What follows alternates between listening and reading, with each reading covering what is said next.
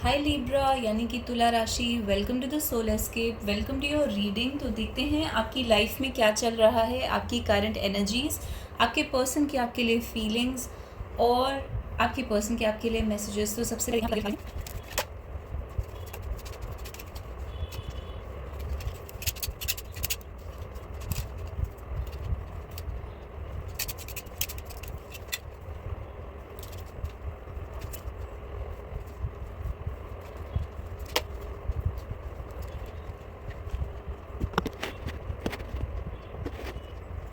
आपके करियर के कार्ड में सबसे पहले 7 of swords and 8 of coins.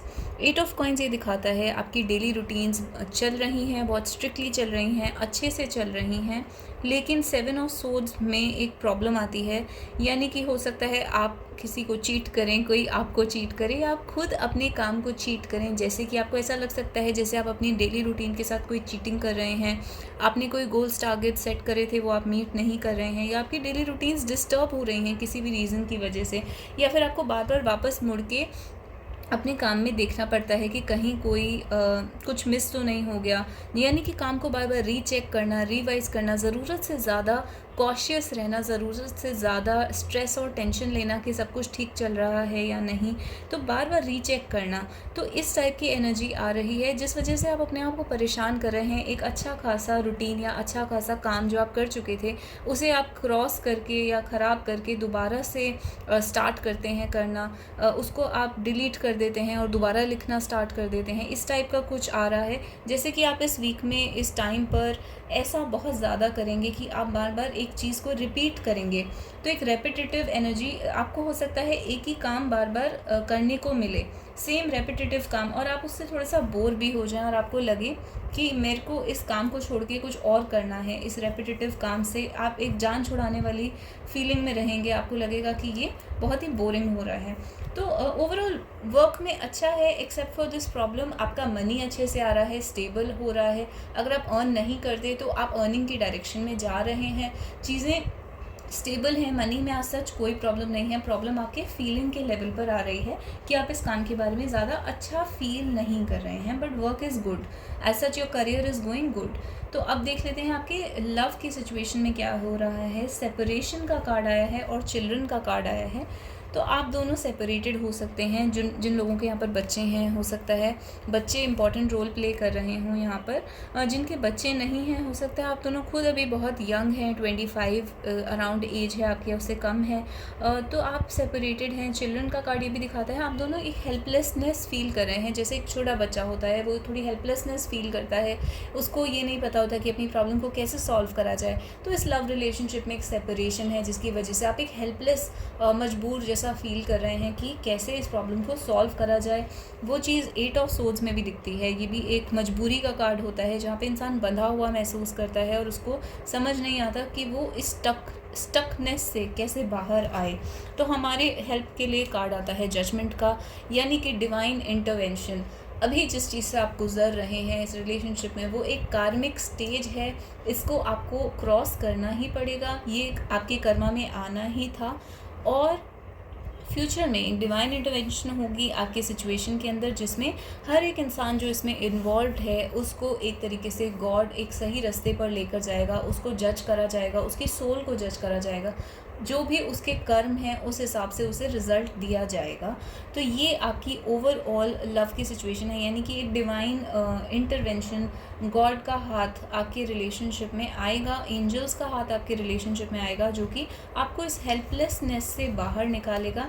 खासकर अगर आपके इंटेंशन बहुत प्योर रहे हैं इस रिलेशनशिप के अंदर, तो आपको उस प्योरिटी का एक एज अ गुड कर्मा उसका एक रिज़ल्ट मिलेगा, और आपको एक तरीके से सेटिस्फाइड फील होगा एंड में जब आप इस रिलेशनशिप का रिज़ल्ट देखेंगे।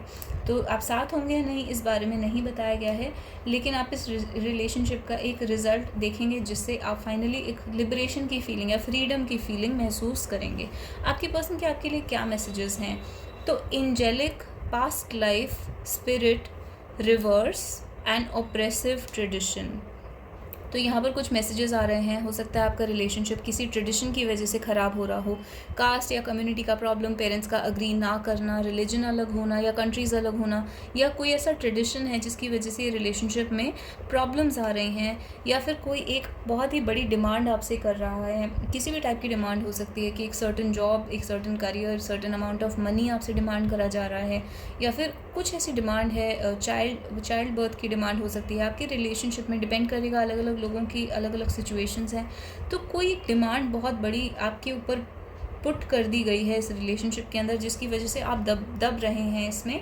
सिंपली हो सकता है आपके पर्सन ही बहुत डिमांडिंग हो और वो थोड़े से अपने बारे में ज़्यादा सोच रहे हों इस टाइम पर, तो आप ऑप्रेस हो रहे हैं यहाँ पर, और आप एक माउंटेन के नीचे हैं।